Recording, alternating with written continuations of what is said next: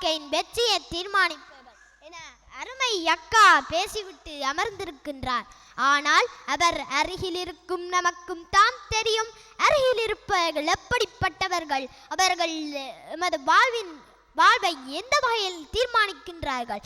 நண்பர் சொன்னது போல் அருகில் இருப்பவர்கள் மற்றவர் நலனில் அக்கறையுடன் இருக்கும் அளவுக்கு ஒன்றும் தியாகிகள் அவர்கள் இல்ல.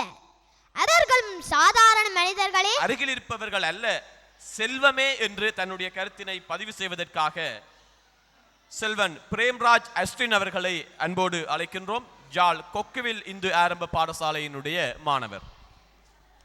சுழலும் சொற்போரின் நடுவர் மட்டும் பேச்சாளர்களே, அவை நிறைந்திருக்கும் பெரியவர்களே, என் இனிய தோழர்களே, தோழியரே, உங்கள் அனைவருக்கும் இனிய வணக்கம். அருமையான ஒரு தலைப்பில் சொற்போரில் சந்தித்துள்ளோம். தனிமனித வாழ்வின் வெற்றியின் அடித்தளம் எதுவெனும் பெருமதி மிக்க கேள்விக்கான விடை தேடிய பயணம் இது.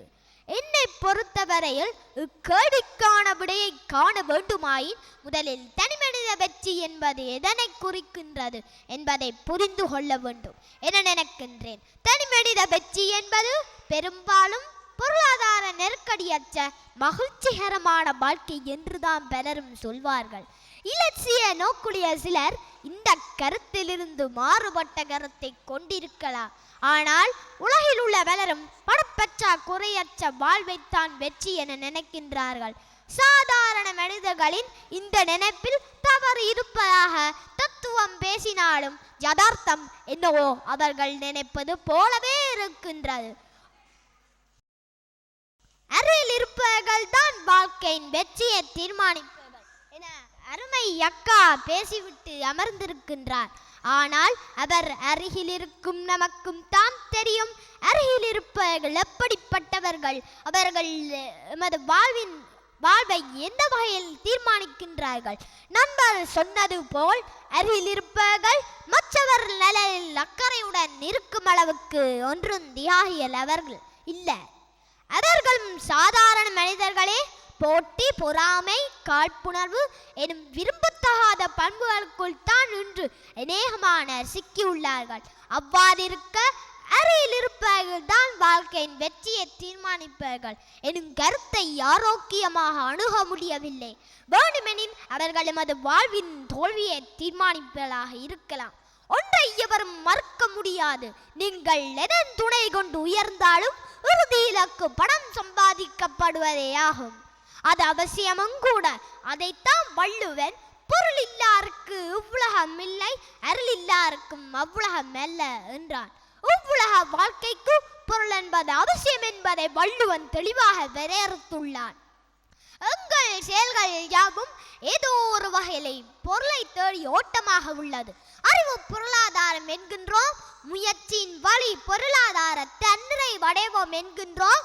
தானும் அதிர்ஷ்ட லாப சீட்டு எடுத்து கோடீஸ்வரன் ஆகிவிட வேண்டும் என அலைகின்றோம் என்றால் பொருள் மீது மனிதர்களின் ஈர்ப்பு கொண்டிருக்கும் தன்மையை அறிவீர்களா?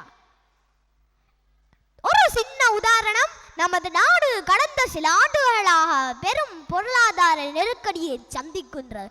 வீழ வழி தெரியாது தவிக்கின்றோம். இந்த இடர்களை விடாமுயற்சியால் வெற்றி பெறுவோம் என்றோ அல்லது அறையில் இருக்கும் நாட்டை அண்டி பிழைப்போம் என்றோ நினைக்கின்றீர்களா? இல்லை. பொருளாதார நெருக்கடி வந்தபோது அதிலிருந்து தப்புவதற்காக பலரும் புலம்பெயர்ந்து செல்கின்றார்கள். செல்வத்தை தேடிய அவர்களின் புலம்பெயர்வை குறை சொல்வதற்கும் இல்லை. இன்று உலகம் பொருள் மையப்பட்டு விட்டது. அது தவறா சரியா என்று இன்னொரு விவாத களத்தில் சந்திக்கலாம். ஆனால் இன்றைய சுழலும் சொற்போரின் தலைப்பின் பிரகாரம் விரும்பியோ விரும்பாமலோ தன்மனித வாழ்வின் வெற்றி நடுத்தளம் செல்வம் என்பது ஏற்றாக வேண்டியிருக்கின்றது. கல்வி கூட இன்று கடச்சரக்கு போல வியாபார பண்டமாகிவிட்டது. பணம் உண்ணவர்கள் தான் நினைத்த படிப்பை படிக்கின்றார்கள். திறமையுள்ள பலர் பணமின்மையால் கல்வியை கூட பெற சங்கடப்படுகின்றார்கள். இந்த நிலையில் தனிமனித வாழ்வின் வெற்றி நடுத்தளம் செல்வந்தான் எனும் எனது கருத்தை இந்த சபை ஏற்கும் என நம்பி விடை பெற்றுக் கொள்கின்றேன். நன்றி, வணக்கம்.